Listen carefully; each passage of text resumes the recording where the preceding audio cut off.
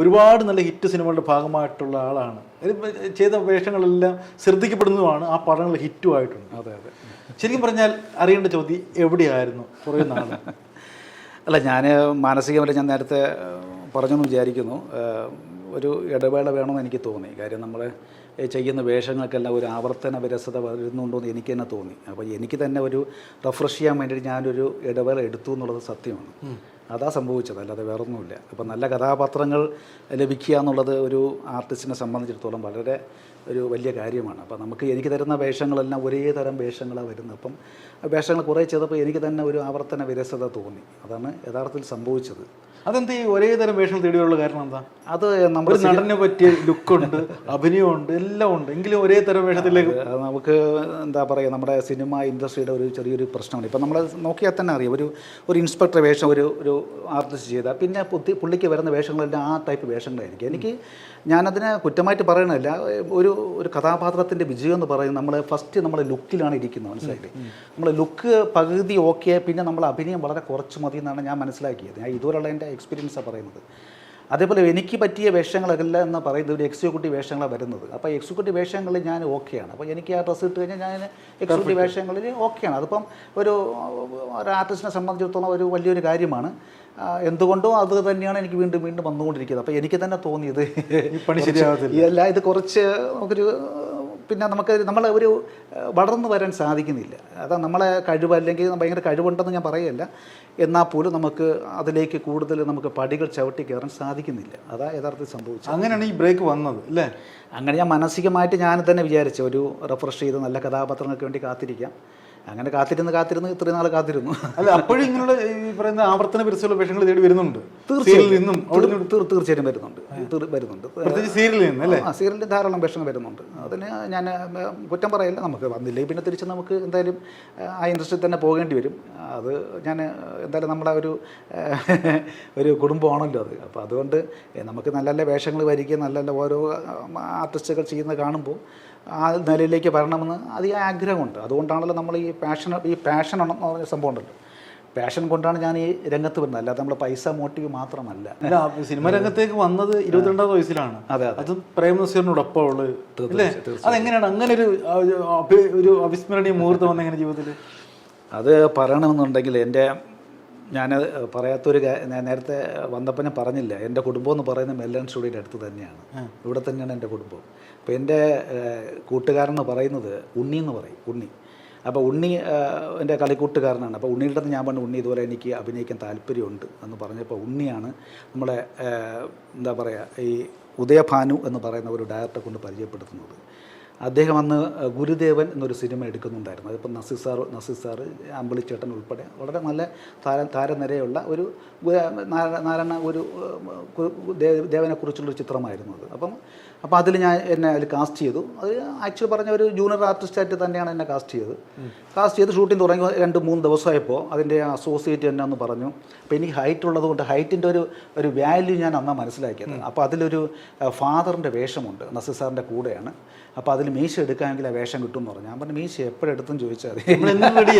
പിന്നെ നസീർ സാറിനെന്ന് പറയുന്നത് നമ്മളൊരു ആരാധന എന്ന് പറയുന്ന നസീർ സാറിന് വളരെയധികം ഒരു ഇൻസ്പയർ ചെയ്തിട്ടുള്ളൊരു വ്യക്തി കൂടിയാണ് ഞാൻ. എനിക്ക് നസീർ അന്നൊക്കെ അറിയാലോ, അന്നത്തെ സൂപ്പർ സ്റ്റാർ എന്ന് പറയുന്നത് പ്രേം നസീർ തന്നെയാണ്. പ്രേം നസീറിൻ്റെ പടങ്ങളിൽ നമ്മൾ ധാരാളം കാണുകയും ആ ഒരു എന്താ പറയുക, അദ്ദേഹം നമ്മളിൽ കൂടെ പല ചിത്രങ്ങളും നമ്മൾ കാണുമ്പോൾ നമുക്ക് വളരെ ഇൻസ്പയർ ആയിട്ടുണ്ട്. നസീർ സാറ്, മധു സാറ്, ഇവരൊക്കെയാണല്ലോ അന്നത്തെ സത്യം മാഷൊക്കെ ആണല്ലോ അന്നത്തെ താരങ്ങൾ. അതിൽ കൂടുതൽ സ്വാധീനിച്ച വ്യക്തി എന്ന് പറയുന്നത് നസീർ സാർ തന്നെയാണ്. അപ്പം സ്വാഭാവികമായിട്ടും ആ ഒരു വേഷം വന്നപ്പോൾ ഞാനത് തീർച്ചയായിട്ടും മീശ എടുക്കാമെന്ന് പറഞ്ഞ് പിന്നെ നസീർ സാറിനോട് അഭിനയിച്ചു. അതായിരുന്നു എൻ്റെ ആദ്യത്തെ ചിത്രം. പിന്നെ ആ ഉണ്ണി തന്നെയാണ് രണ്ടാമത്തെ ചിത്രത്തിനുള്ള വഴി തെളിച്ചത്. അത് ഞാൻ ചോദിക്കുന്നത്, ഇപ്പം 22 വയസ്സേ ഉള്ളൂ, സിനിമയുടെ കാര്യങ്ങളൊക്കെ വിച്ചോച്ച് നടക്കുന്ന സമയമാണ്. ഈ നസീർ സാറിനെ കാണുമ്പോൾ ഒരു അനുഭവം എന്തായിരുന്നു? അദ്ദേഹം ഒന്ന് പരിചയപ്പെടാൻ ശ്രമിച്ചിട്ടുണ്ടോ? അത് അദ്ദേഹത്തെ പരിചയപ്പെട്ടിട്ടുണ്ടോ?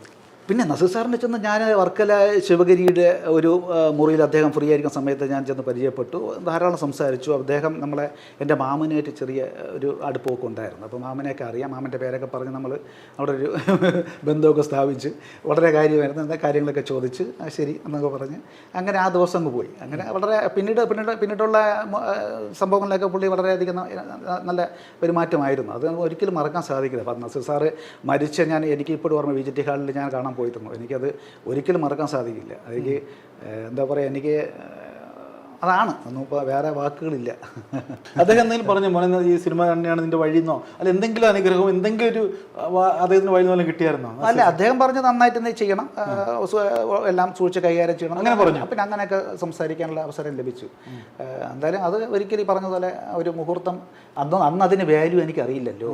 അന്ന് നമ്മുടെ ചെറിയ പ്രായമല്ല, നമുക്ക് അതിൻ്റെ അന്നത്തെ വാല്യൂ നമുക്കറിയാം. ഇന്ന് നമ്മൾ ചിന്തിക്കുമ്പോൾ അന്ന് ഈ സിനിമ അഭിനയം വലിയ കാര്യമായിട്ട് എടുത്തിട്ടും ഇല്ലല്ലേ? അല്ല, നമുക്കറിയില്ല. നമുക്ക് അന്നൊരു പാഷനാണല്ലോ. ഇപ്പം നമ്മൾ നാളെ ഒരു ഭയങ്കര സ്റ്റാർ ആവുന്ന ഒരിക്കലും ഒരു ധാരണ ഇപ്പോഴും നമുക്ക് ആ ധാരണയില്ല. നമുക്ക് കുറേ നല്ല നല്ല വേഷങ്ങൾ ചെയ്യണമെന്ന് മാത്രമേ ഉള്ളൂ. നല്ല കുറച്ച് മനസ്സിൽ നിൽക്കുന്ന നമ്മുടെ ഒരു ഇപ്പം നേരത്തെ പറഞ്ഞില്ലേ, ഇപ്പോൾ ഞാൻ ഏകദേശം ഒരു 2-3 വർഷത്തോളമായി ഞാൻ ഈ രംഗത്ത് നിന്ന് മാറി നിൽക്കുകയാണ്. പക്ഷെ എന്നിട്ട് പോലും നമ്മളെ പലരും തിരിച്ചറിയുന്നത് നമ്മൾ ചെയ്തു വച്ചിരുന്ന കഥാപാത്രത്തിൻ്റെ ഒരു പ്രത്യേകത കൊണ്ട് തന്നെ ആയിരിക്കാം. ഇത്രയും വർഷമായിട്ട് നമ്മളെ മനസ്സിലുണ്ട്. നമ്മൾ ചെയ്തു വച്ചിരിക്കുന്ന നമ്മളെ സീരിയലിൽ കൂടി ആണെങ്കിൽ പോലും നമ്മൾ ധാരാളം നല്ല നല്ല പോസിറ്റീവ് വേഷങ്ങളും ജനഹൃദയങ്ങളിൽ കയറുന്ന നല്ല നല്ല കഥാപാത്രങ്ങൾ ഞാൻ ചെയ്തിട്ടുണ്ട്. അപ്പം അതിൻ്റെ ഒരു മൂല്യം തന്നെയാണത്. പ്രൊഫസറിൻ്റെ അനുഗ്രഹ ആശീർവാദത്തോടുകൂടി രണ്ടാമത്തെ പടവും കിട്ടി, ചരിത്രം അല്ലേ? മമ്മൂട്ടി. അതെ മമ്മൂട്ടി അത് അന്ന് ആ സമയത്ത് വലിയ കാര്യമായിരുന്നു. അന്ന് എത്ര വയസ്സുണ്ടായിരുന്നു ഈ ചരിത്രം ചെയ്യുമ്പോൾ? 22-23 വയസ്സല്ലേ? 89 ചരിത്രം ചെയ്യുന്നത് കറക്റ്റായിട്ട്. അതെ, ആ 23 വയസ്സുണ്ടാവും. അത് അപ്പോൾ അത്രേ ഉള്ളൂ. ആ സമയത്താണ് ചരിത്രം ചെയ്യുന്നത്. അതിൽ ഭവാനി ചേച്ചിയുടെ മകൻ്റെ വേഷമായിരുന്നു ചെയ്തത്. അത് നമ്മളെ ഇവിടുത്തെ ട്രിവാൻഡ്രം പങ്കജ് ഹോട്ടൽ വെച്ചായിരുന്നു ആ സീൻ ചെയ്തത്. അത് നല്ലൊരു അഭിനയം. അതിൻ്റെ ക്യാമറാമാൻ എന്ന് പറഞ്ഞത് ജെ വില്യംസ് ആണ്. ജെ വില്യംസിനെ കുറിച്ച് നിങ്ങൾ പറഞ്ഞ് കേട്ട ഒരുപാട് എന്തെങ്കിലും തെറ്റിക്കഴിഞ്ഞാൽ പുള്ളിയുടെ വായിൽ വരുന്നത് നല്ല സ്വോത്രങ്ങളാണ് വരുന്നത്. അപ്പം അതിൻ്റെ ഒരു അന്ന് കേട്ടിട്ടുണ്ടല്ലോ. അല്ല, എനിക്കൊന്നും കേട്ടില്ല. ഞാനൊന്നും എനിക്കൊന്നും കേൾക്കേണ്ടി വന്നില്ല. പക്ഷേ മൊത്തത്തിൽ പുള്ളി ഇങ്ങനത്തെ ഒരു വ്യക്തിയാണെന്നുള്ള കാര്യം നമുക്ക് പറഞ്ഞു കേട്ടുള്ള അറിവുണ്ടല്ലോ. അപ്പോൾ ഈ വില്യംസ് ആണെന്ന് പറഞ്ഞപ്പോൾ തന്നെ നമ്മൾ പോയി. പിന്നെ വളരെ കോൺഷ്യസായി, വളരെ ഒരു തെറ്റും സംഭവിക്കില്ലേ എന്നുള്ള പ്രാർത്ഥനയോടുകൂടി വളരെ ചെയ്തു.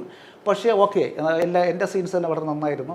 എപ്പോഴും കാണുമ്പോഴും ചെറിയൊരു കോമഡി വർക്കൗട്ട് ആവുന്ന ചെറിയൊരു സാധനമാണത്. ഒരു ഭവാനി ചേച്ചിയുടെ മകൻ്റെ വേഷമായിരുന്നു. അന്ന് ഈ മമ്മൂക്കൊക്കെ ഒന്ന് ശ്രദ്ധിക്കാൻ പറ്റുന്ന, അല്ലെങ്കിൽ മമ്മൂക്കയുടെ ശ്രദ്ധ കിട്ടുന്ന രീതിയിലുള്ള തീർച്ചയായിട്ടും. പിന്നെ മമ്മൂട്ടി നല്ല സംസാരിക്കാൻ പറ്റും. പിന്നെ മമ്മൂക്കയായിട്ട് നല്ല സംസാരിക്കാനും ആ സീനിലൊക്കെ നമ്മൾ ഒരുമിച്ചായിരുന്നല്ലോ. അപ്പം തീർച്ചയായിട്ടും നമ്മളറിയാം. ഭയം അങ്ങനെ ഒരു മെഗാസ്റ്റാർ മുമ്പിൽ അങ്ങനത്തെ ഒരു പ്രശ്നം നമുക്ക് പുള്ളി ഉണ്ടാക്കിയില്ല. കാരണം നമുക്ക് വളരെ നല്ലൊരു അറ്റ്മോസ്ഫിയർ തന്നു. അതുകൊണ്ട് നമുക്ക് വളരെ ഈസി ആയിട്ട് തന്നെ സീൻ കൈകാര്യം ചെയ്യാൻ സാധിച്ചു എന്നുള്ളതാണ്. അതിനുശേഷം പിന്നെ വരുന്നത് നമ്മുടെ പിന്നെ കിങ്ങി വരുന്നുണ്ട്. കോട്ടയം കുഞ്ചൻ ചതിച്ചു.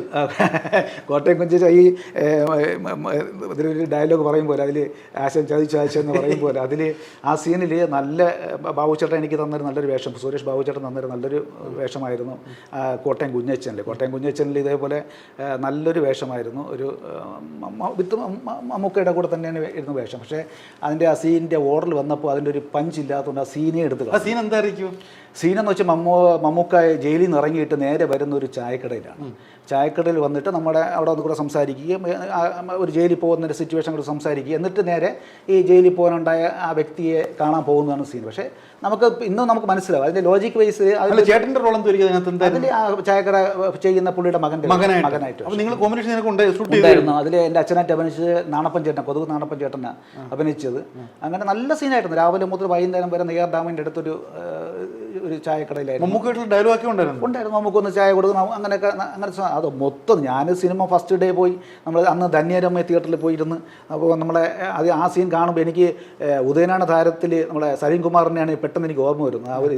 ഈ കാര്യം ഞാൻ പറയുമ്പോൾ, കാര്യം എൻ്റെ സീൻ ഇപ്പം വരും അറിയില്ല, എനിക്കറിയില്ല.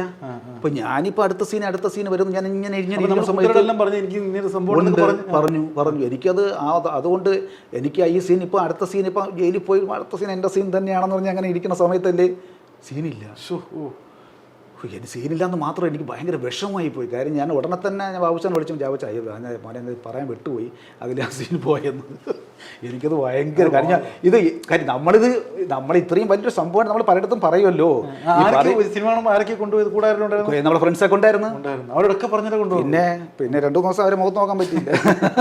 ഒരുക്കിപ്പോയി കാണും അല്ലേ? പിന്നെ എനിക്ക് ആ ഉദയനയുടെ താരത്തിൽ ആ സലീംകുമാർ ചെയ്ത വേഷം കാണുമ്പോൾ പെട്ടെന്ന് എനിക്ക് അതാണ് ഓർമ്മ വരുന്നത്. എനിക്ക് ആ സീൻ ചെയ്തപ്പോൾ എനിക്ക് പെട്ടെന്ന് എനിക്കത് മനസ്സിൽ തട്ടി. ആ അത് സീൻ മാത്രമല്ല ഇൻട്രൊഡ്യൂസിങ് സീനും ആണല്ലേ നമുക്ക് പരിചയപ്പെടുന്ന. അത് അല്ല, ആ സീൻ ബേസിൽ അതിൽ ഒരിക്കലും അത് ലോജിക് ബേസ് ശരി. ഞാനാണെങ്കിൽ പോലും ആ സീൻ കട്ട് ചെയ്തേ പറ്റൂ. കാര്യം അത് ആ ടെമ്പോ പോവും, ആ സിനിമയുടെ ആ ടെമ്പോ പോവും. ആ ടെമ്പോ അവർ വരുമ്പോഴേ അവർ നേരെ ചായക്കടയൊക്കെ അത് അങ്ങനെ ആരും ചെയ്യില്ല. ഇപ്പോൾ നമ്മളാണെങ്കിൽ പോലും ഇപ്പം നിങ്ങൾ കാരണം ഞാനൊരു ജയിലിൽ പോയി കഴിഞ്ഞാൽ ആ ജയിലിൽ നിന്ന് ഇറങ്ങിയിട്ട് നേരെ പോയി ചായക്കട അങ്ങനെ സമയം കിട്ടില്ല. നേരെ നിങ്ങൾ വന്ന് കാണാൻ എന്തിനാ എന്നെ കോടതി കയറ്റി അല്ലെങ്കിൽ ജയിലിൽ കയറ്റി എന്ന് ചോദിക്കാനേ വരുള്ളൂ അല്ലേ? അപ്പോൾ അതില്ലാതെ നേരെ പോയി ചായ കുടിച്ച് പതുക്കെ ഒരു കുശലാന്വേഷണം നടത്തിയിട്ട് പോയാൽ അത് ചെയ്യില്ല. അങ്ങനെ അത് ലോജിക്ക് ബേസിൽ അത് നമുക്കൊരു വലിയ മോഹം തന്നു അങ്ങനെ. അതുകൊണ്ട് അതൊക്കെ സിനിമയുടെ ഒരു ഭാഗമാണ്. ഞാൻ ചോദിക്കുന്നത്, ആ പടം എന്ന് പറഞ്ഞാൽ കാണാത്ത ഒരു മലയാളി പോലും കാണത്തില്ല. വമ്പൻ ഹിറ്റ്. അതിനകത്ത് ഒരു ചെറിയൊരു പോർഷനെങ്കിലും ഉണ്ടായിരുന്നെങ്കിൽ ഇപ്പോഴും പറയാം. എനിക്ക് ബാബുച്ചനെ അറിയാം.